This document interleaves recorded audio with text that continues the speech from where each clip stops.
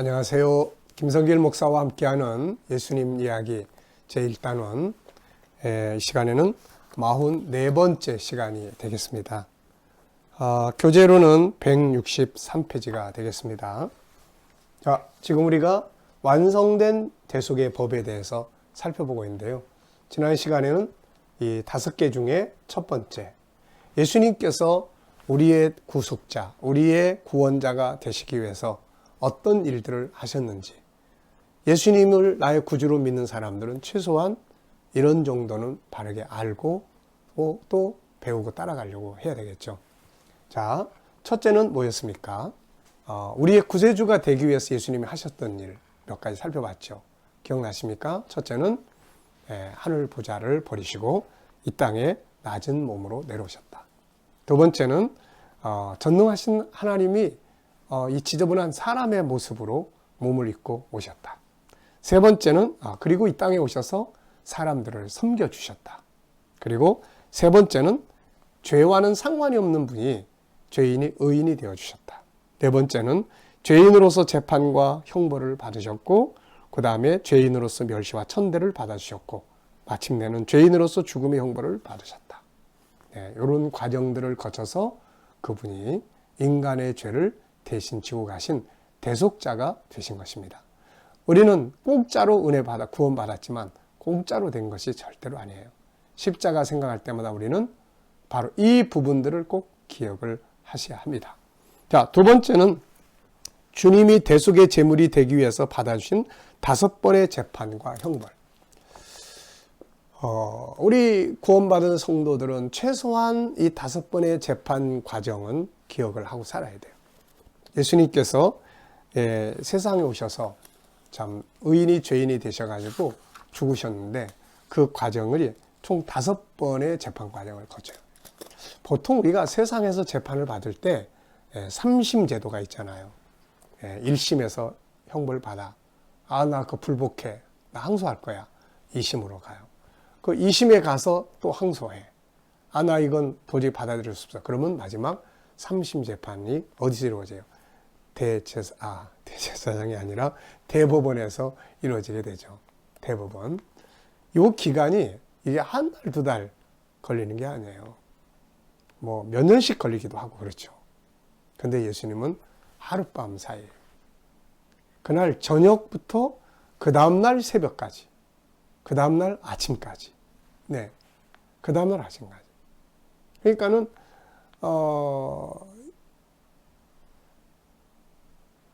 예수님께서 십자가에 못 박히신 것이 오전 9시인 것 같은데요. 오전 9시. 그리고 그때부터 오후 3시쯤 돌아가셨단 말이에요. 근데 그러면 그 저녁 겟세마네 동산, 마지막 만찬을 나누시고 겟세마네 동산에 가셔서 기도하시고 난 다음부터 잡혀갔는데 그 밤 늦은 시간부터 시작해서 그 다음날 아침 9시까지 재판을 자그마치 그 전 시간까지죠. 십자가에 못 박힌 시간이 그 시간이니까. 그러면은 이 짧은 시간에 5번의 재판 형식의 과정을 거쳤다는 겁니다. 이게 얼마나 힘든 일이겠어요. 자, 그래서 저는 우리 예수 믿는 사람이라면 최소한 이 과정에 대해서는 잘 알고 있어야 된다. 그래서 예수님의 십자가를 믿는 분들은 마태복음 27장, 28장을 26, 27장은 외우다시피 할 정도로 하셔야 돼요. 적어도 그 정도는 알아야 돼요. 그래야 주님을 생각할 때, 나의 구원을 생각할 때 그 아픔들을 생각할 수가 있게 되는 거죠. 자, 첫 번째는 안나스의 집으로 끌려갑니다. 안나스. 예수님께서 겟세마네 동산에서 기도하시고 그 다음에 이제 붙잡혀서 끌려간 곳이 안나스라는 사람의 집이에요. 이 안나스는 그 해의 대제사장이었던 가야바의 장인이에요. 그리고 안나스는 사실 당시에 권세가 대단했던 사람이죠. 로마에 잘 보여가지고 로마로부터 오랫동안 대제사장직을 임명받은 거죠. 정치에 의해서 종교가 이제 지배받았던 거죠. 그래서 이제 그때는 이제 가야바 그 사위가 또 대제사장이에요. 그러니까 뭐 하늘을 찌르는 권세를 당시에 로마를 힘입어서 가지고 있던 이 안나스라는 사람이 일단 예수님을 자기 집으로 데려가서 예수님을 조롱하고 멸시하고 그러죠. 정식 재판도 아닙니다. 이 내용은 요한복음 18장 13절인데 붙잡혀서 끌려간 부분들을 다루는 4명의 저자들이 있었잖아요. 그 중에 요한이 안나스의 집에 끌려간 요 부분을 제일 많이 다뤄놨어요. 요한복음에. 두 번째는 이제 당시로서는 정식 재판정이라고 할 수 있는 가야바의 집으로 끌려갔죠. 안나스라는 사람의 집에서 모욕당하고 그 다음에 조롱당하고 안나스 나름대로의 신문을 했을 거예요. 그리고 그 다음에 이제 두 번째 법정인 가야바의 집으로 가는데 그 해에 가야바가 대제사장이었고 당시의 유대인들 사회에는 최고의 법정기관이라고 할 수 있는 것이 산헤드린이라고 하는 기관이에요. 그래서 이 산헤드린이라는 기관에서 판결을 내리면 종교재판이죠. 끝나는 거예요. 그래서 이 가야바는 예수님을 그날 밤에 아예 사형을 처해서 유월절 전에 이 문제를 해결하고 끝장을 내기 위해서 바로 그날 밤에 그 회의를 소집해 놓고 있던 거죠. 그래서 공회원들이 다 모였습니다. 그러니까 아예 예수를 죽이려고 작정을 하고 소집을 딱 해놓고 기다리고 있었던 거죠. 그런데 여기 가서 가야바의 법정에서 재판을 받고 사형 선고를 받은 내용을 또 아주 가장 자세하게 기록해 놓은 사람은 또 마태예요. 그래서 가야바의 법정을 다룰 때는 마태복음 26장, 27장을 꼭 읽어 보시는 것이 좋습니다. 안나스는 요한복음 18장. 그리고 이제 가야바의 법정에서 이제 사형 선고를 받고 예수님이 이제 여기서 그 26장을 보면은 침뱉음을 당하고 또 주먹질을 당하고 조롱을 당하고 인간을 창조하신 이가 이 땅에 오셔서 그 인간 앞에 더군다나 하나님을 섬긴다고 하는 그 백성들 앞에 무릎이 꿇리고 조롱당하는 이 사건이죠. 그리고 그때 이제 베드로가 예수님을 부인하는 이런 내용들이 나타납니다. 자, 그리고 이제 세 번째는 그 다음날 이제 새벽이에요. 그 다음날 새벽. 아주 일찍이죠. 그래서 이때 당시에 이 빌라도가 예루살렘에, 왜냐하면 6월절에 혹시라도 문제가 있을까봐 예루살렘에 와 있었어요. 원래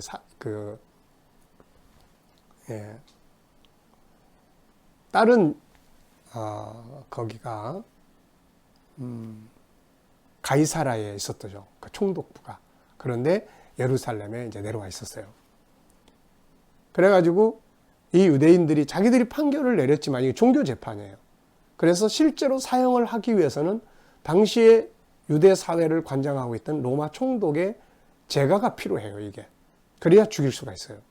그래서 일찍 빌라도를 찾아갔죠. 유대인 이방인이기 때문에 안에는 못 들어가고 밖으로 불러냈어요.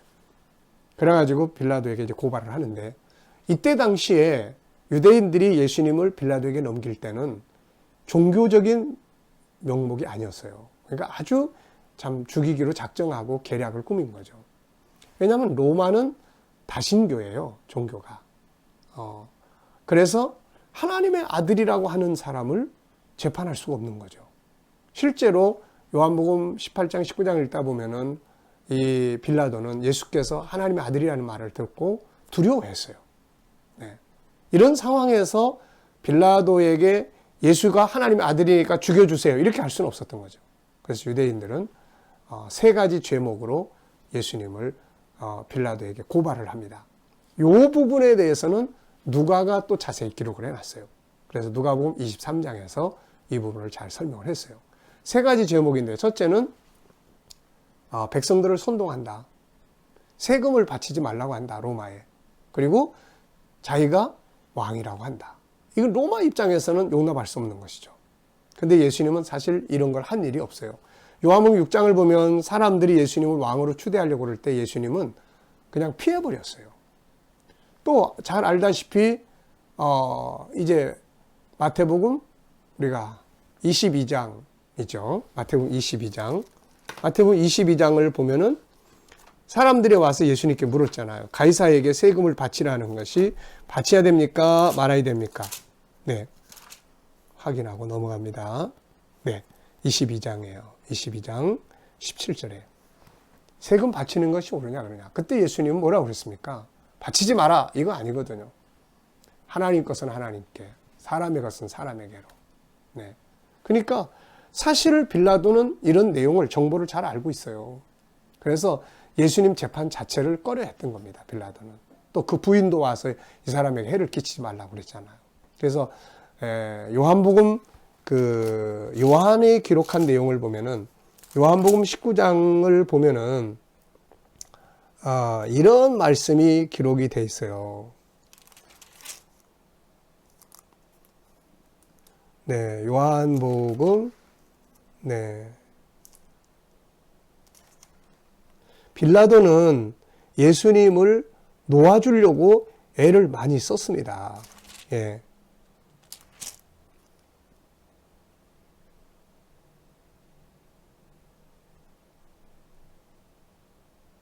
네.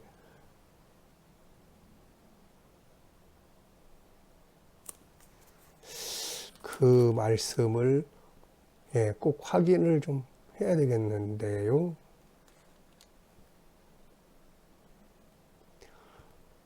19장 7절을 보면은 예수께서 자기를 하나님의 아들이라고 한 말을 듣고 빌라도는 8절에 보면 더욱 두려워했다.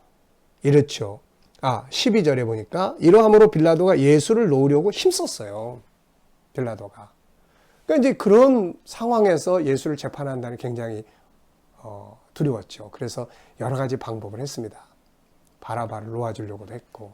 근데 다 실패했어요. 유대인들이 예수를 죽이려고 작정하고 대들고 있기 때문에. 그때 이제 빌라도가 이 유대인들에게 이 사람 죄 없다. 그 고민하고 있을 때 헤롯, 예수님이 갈릴리 사람이라는 것을 알고 갈릴리 분봉왕이었던 꼭두각시였던 헤롯 임금이 예루살렘에 또 와 있었어요. 그래서 이제 네 번째로는 헤롯에게 또 보냈죠. 예수님을. 이 이야기도 누가가 기록을 해놨어요. 그런데 헤롯은 방탕한 사람이에요. 그래서 예수님을 조롱만 하고 다시 보냅니다. 그래서 결국은 맨 마지막에 빌라도가 마지막 5번째 재판정에 서게 되죠. 놓아주려고 했습니다. 예수를 놓아주려고 많이 애썼어요. 고민덩어리였어요. 하나님의 아들인데. 또 유대인들이 말하는 실제적 그런 죄 없다는 거 알고 있는데. 그래서 놓아주려고 했지만 결국은 옛날이나 오늘날이나 목소리 큰 사람이 이기잖아요. 나중에 요한복음 19장에 아까 읽었던 말씀 가운데 보면은 무리가 이렇게 외칩니다. 12절 이러므로 빌라도가 예수를 놓으려고 힘썼으나 유대인들이 소리질러 이르되 이 사람을 놓으면 가이사의 충신이 아니니이다. 무릇 자기를 왕이라 하는 자는 가이사를 반역하는 것이니이다. 이렇게까지 외쳤어요. 당신이 예수를 놓아주면 당신은 가이사 황제에게 반역합니다. 반역입니다. 나중에 아마 공문 보낼 거예요. 빌라도는 정치인이에요. 그래서 결국 그는 손 씻어버리고 나는 이 일에 관계없다. 그러나 빌라도가 나중에 이것 때문에 그 엄청난 트라우마를 겪었다고 해요. 그래서 나중에 다른 것 때문에 유배를 갔는데 거기서 항상 그릇에 손을 씻을 때면은 이 사람이, 이건 성경에 있는 이야기는 아니에요. 전해져 내려온 이야기입니다. 왜 이렇게 그릇에 피가 많으냐. 아마 상관이 없다고 손을 씻었지만 그 내면에는 엄청난 트라우마가 작용하고 있었을 거예요. 자, 여러분, 이렇게 해서 예수님은 5번의 재판 과정을 하룻밤 사이에 겪습니다. 만약에 오늘날 재판정에 무죄를 항소한다면 다 불법 재판이죠. 자, 여러분, 예수 그리스도를 통해서 구원받은 우리가 최소한 이 5번의 재판 과정 속에서 들어있는 아픔과 눈물과 사랑, 이것은 우리가 기억해야 될 것 같습니다. 자, 이 시간 말씀 여기서 마치도록 하겠습니다. 감사합니다.